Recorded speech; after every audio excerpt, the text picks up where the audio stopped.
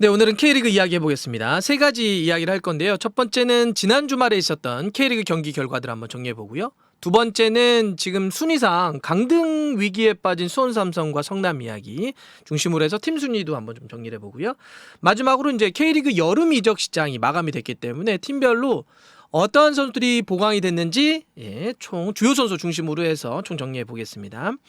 일단 지난 주말 경기 결과를 간략하게 좀 말씀드리면 김천과 인천의 경기에서는 김보섭 선수의 결승골로 인천이 1대0으로 이겼습니다. 여기가 무고사가 일본으로 빠진 다음에 공격에 좀 고민이 있었는데 김보섭 선수가 이제 골을 만들어줬고요. 울산과 수원 삼성의 경기, 이 경기는 선두권과 또 강등 위기에 빠진 수원 삼성의 경기였는데 지금 1위를 달리고 있었던 울산이 이규성 정말 잘 때렸죠. 엄원상 선수의 골도 거의 슈퍼골이었는데 두 골을 넣으면서 안병준 선수 새로 영입된 안병준 선수가 한 골을 만회한 수원 삼성을 2대1로 울산이 이기면서 1위를 지켰습니다. 전북현대와 성남의 경기에서는 구스타보가 2골, 박진섭 선수가 추가골을 넣은 전북이 3골 넣으면서 구본철과 밀로스 성남에 새롭게 영입된 선수인데요. 2골 넣은 성남을 전북이 3대2로 제압을 하면서 선두 울산을 계속 추격하는 흐름을 이어가고 있고요. 수원FC와 강원과의 경기에서는 이 경기에서만 6골이 터졌습니다. 이승우 선수가 골을 넣기는데 퇴장당하기도 했고요.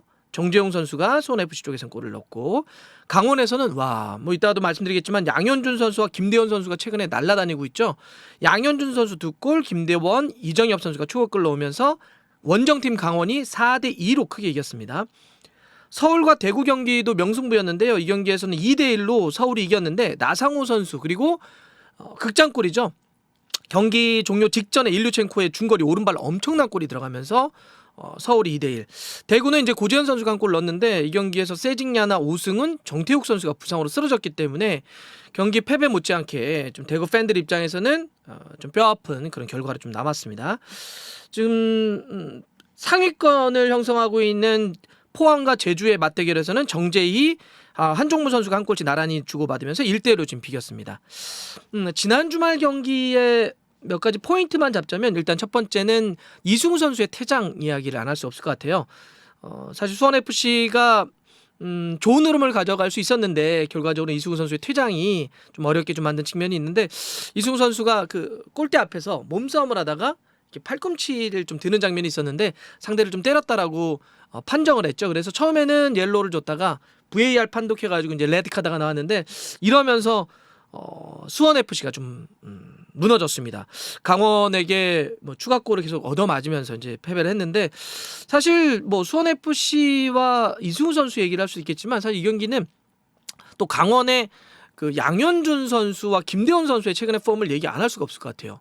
양현준 선수는 그 전에도 워낙 그 시즌 초반에 강원이 이제 부상자들이 줄줄이 나왔잖아요. 디노라든지 고무열, 이정엽 선수가 계속 쓰러져 있을 때 최근엔 이정엽 선수가 복귀했지만 그랬을 때도 나이 어린 선수가 나와가지고 그 공백을 메우면서 측면과 중앙에서 정말 좋은 활약. 그래서 연령별 대표팀까지 뽑혔는데 지난번 팀 K리그와 경기 이제 토트넘과 경기하면서 여기 대표 뽑혔잖아요. 팀 K리그 올스타를 뽑혀가지고 그 경기에서 아주 양발 드리블이라든지 아주 과감한 턴을 보여주면서 자신감이 더 붙은 것이 아닌가. 최근에 양현준 선수가 플레이를 하는 거 보면 정말 놀라울 정도로 잘합니다. 기본적으로 속도라든지 드리블의 기술이 있었지만 자신감, 배짱 이런 것까지 올라오다 보니까 이번 골도 김대원 선수가 크로스 올려주는 걸 백힐로 돌려서 넣고 또 하나는 또 김대원 선수가 찔러주니까 골키퍼 보고 키를 넘겨서 칩샷으로 골을 넣는 하나하나가 더 예술로서 들어가는 이런 장면인데 정말 양현준 선수는 앞으로도 우리가 꾸준히 지켜봐야 될 자원이 아닌가. 그리고 또 강원에서는 얘기 안 할 수 없는 선수가 김대원입니다. 이날 경기에서 김대원 선수가 골 하나, 도움도 2개. 양현준 선수의 모든 골을 좀 도왔는데 최근에 너무 좋은 것 같아요. 측면 쪽에서 폭발적으로 들어가는 거, 돌파에 대한 능력, 골과 그 다음에 어떤 어시스트의 능력까지 공격 포인트 생산 능력이 상당히 좋아졌다. 사실 지난해 이제 올림픽 대표팀의 아쉬움 이런 것들 때문에 좀 어려운 게 있었는데 최근에 K리그 1의 어떤 선수 전체를 놓고 보더라도 손꼽을 수 있는 어떤 폼이 아닌가. 그래서 김대원과 양현준 선수의 어떤 컨비네이션은 최근의 폼만 놓고 보자면 최고다. 정말 좋은 모습을 보여주고 있습니다. 세 번째 지난 주말의 이슈는 그 이적생들의 어떤 활약들 이번 여름 이적 시장 많이 보였죠. 안병준 선수도 골 넣고 밀로스도 골 넣고 밀로스 같은 경우는 이제 성남의 새로운 자원이 성남이 좀 어렵잖아요. 지금 이제 꼴찌인데 이번 여름에 영입돼 가지고 꾸준히 나오면서 최근 2경기에서 3골 상당히 좋은 모습 보여주고 있죠. 근데 단연코 지난 주말에 이적생들 중에 최고는 바로 이 선수였죠. 일류첸코였습니다. 전북에서 뛰면서 이번 시즌 한 17경기인가 전북에서 그래서 2골 정도밖에 못 넣었었는데 아무래도 좀 경쟁에서 밀린 것도 있고 밀리다 보니까 폼이 좀 떨어지고 이런 게 있었죠. 근데 이번 이제 여름에 서울로 이적을 해가지고 서울이 지금 최전방에 뭐 지동원 선수도 좀 부상이고 어려움들이 좀 있었습니다. 박동진 선수가 이제 앞쪽에 뛰어주고 있는데 이번에 이제 사실 그 서울이 보면 볼도 점유도 오래 하고 슈팅도 좀 많이 때리는 팀이에요.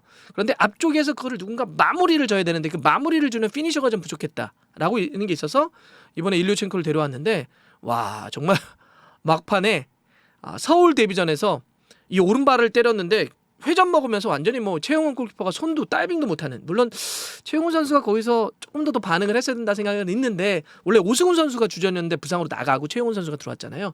일단 기본적으로 일류첸코가 너무 잘 때렸다. 예. 아마 이거는 일류첸코 개인에게도 서울에게도 굉장히 뭔가 분위기를 반전시킬 수 있는 아주 중요한 장면이 아니었을까. 골 자체도 정말 너무나 멋있게 들어갔다. 이렇게 말씀드릴 수 있을 것 같고요.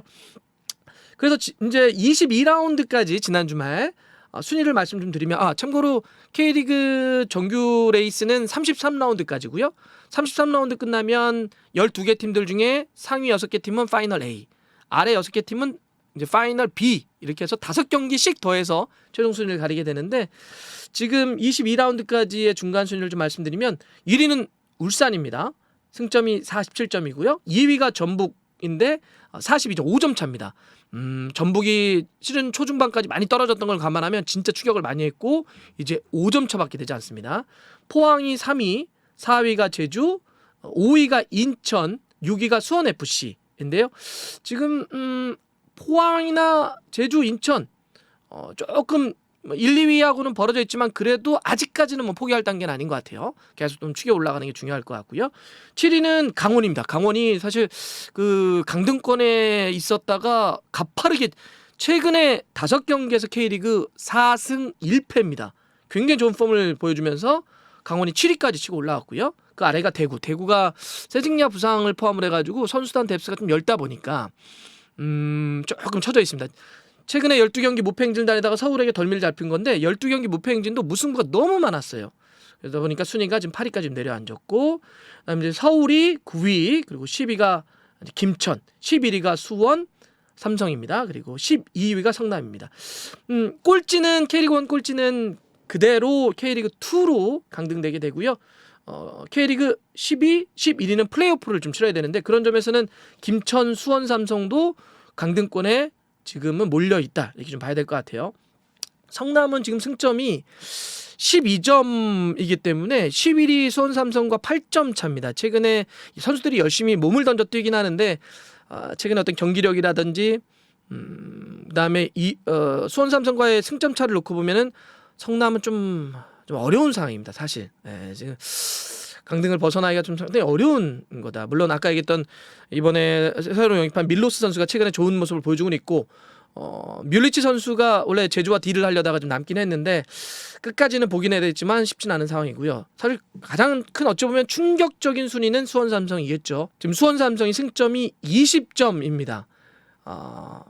일단 강등권에서 벗어나려면 9위까지 좀 올라야 되는데 9위는 서울인데요. 승점이 6점 차면 2경기 차인데 물론 충분히 따라볼 수 있는 승점 차긴 하지만 최근에 어떤 이 폼이라든지 이런 걸 놓고 봤을 땐 또 공격 어떤 득점력 이런 걸 놓고 봤을 때는 갈 길이 좀 급하다. 그런 점에서는 이번에 뭐 K리그 2에서는 여포처럼 활약을 했던 안병준 선수 영입돼 가지고 이번에 골을 넣긴 했는데 안병준 선수를 중심으로 한 득점력이 얼마큼 터지느냐가 수원 삼성이라고 하는 사실 뭐 우리 수원 삼성의 K리그 또 올해 지켜보셨던 분들은 고대로 트리오도 많이 기억하실 거고 김호 감독, 차범 감독 그 2000년 전후에 벌였던 수원 삼성의 어떤 파괴력을 또 기억하고 있고 한 번도 2부 리그로 떨어진 적이 없는 그런 팀인데 지금 이렇게까지 내몰렸기 때문에 굉장히 충격적인 지금 상황인데 이걸 얼마나 잘 벗어날 수 있을지 좀 지켜봐야 될 것 같습니다. 이렇게 팀들이 서로가 희비가 갈려 있는 상태에서 또 하나의 변수는 이제 마감된 여름 이적 시장에서의 영입생들이라 볼 수 있겠는데 쭉 한번 좀 정리해 드리겠습니다. 주요 선수들. 서울은 아까 말씀드렸던 그 일류첸코 전북에서 데려오면서 이번에 골까지 넣었고요. 황인범 선수와 계약이 끝났다가 이번에 계약을 연장을 했습니다. 이번에도 플레이를 보니까 황인범 선수 진짜 볼 잘 차더라고요. 예, 그리고 일류첸코도 충분히 서울에서 다시 할 수 있다는 걸 보여줬고, 서주환 선수는 울산에서 데려온 골키퍼인데 지금 백업이 좀 필요했기 때문에 영입을 좀 했습니다. 강원은 공격수 이제 발샤 선수 좀 데려와 있고요. 몬테네그로 출신이고요. 김천상무 같은 경우도 이제 여기는 전역과 입대가 이어지기 때문에 신송훈, 문경권, 최병찬, 윤석주, 임승겸, 이지훈, 이준석, 이유현, 김윤성, 김준범 이 선수들이 이번에 새롭게 이제 등록이 됐다 이렇게 말씀드릴 수 있고요. 이번 여름에 약간 상대적으로 좀 조용했던 팀 하면은 포항, 제주, 대구인데 대구가 이제 페냐를 좀 데려왔죠. 이제 미드필더 쪽에서 조금은 더 만들어주는 선수가 좀 필요하다 이런 게 좀 있었는데 페냐가 이번에 뛰는 걸 보니까 데뷔전 왼발에 대한 능력 기본적으로 감각이 상당히 있더라고요. 원래 페냐는 이번 여름에 데려오긴 했지만 올 초부터 계속 눈여겨봤던 선수거든요. 그래서 이번에 이제 데려온 건데 세징야가 부상 복귀한다면 그래도 대구에게도 반등이 어떤 기회가 분명히 오지 않을까 좀 싶고요.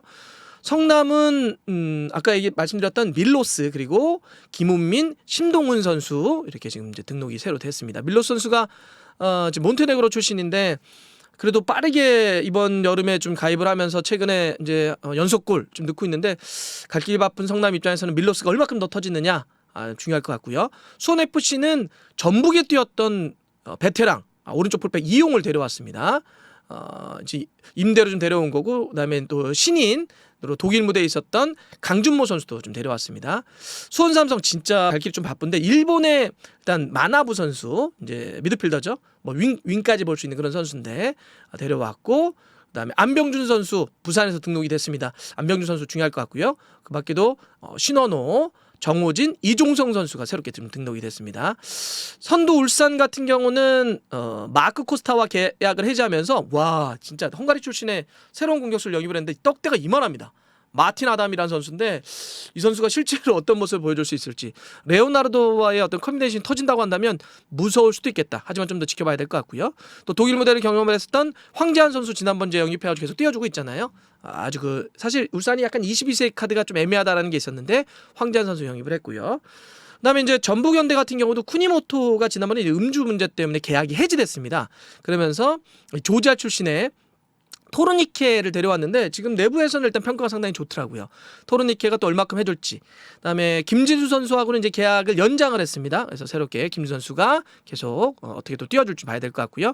무고사가 빠지면서 고민이 많았던 인천은 경남에서 뛰었던 에르난데스를 영입을 했는데 무고사가 굉장히 절대적인 역할을 좀 해왔잖아요. 그래서 에르난데스가 얼마큼 공백을 메울 수 있을지 일단 무고사를 그냥 바로 대체한다는 건 쉽진 않을 겁니다. 그래도 한번 좀 지켜보겠습니다. 제주는 7부 리그를 거쳐서 쭉 올라온 김범수 선수 지난번에 골까지 넣으면서 신데렐라 스토리를 써가고 있는데 김범수와 김금배 선수 이렇게 영입을 했습니다.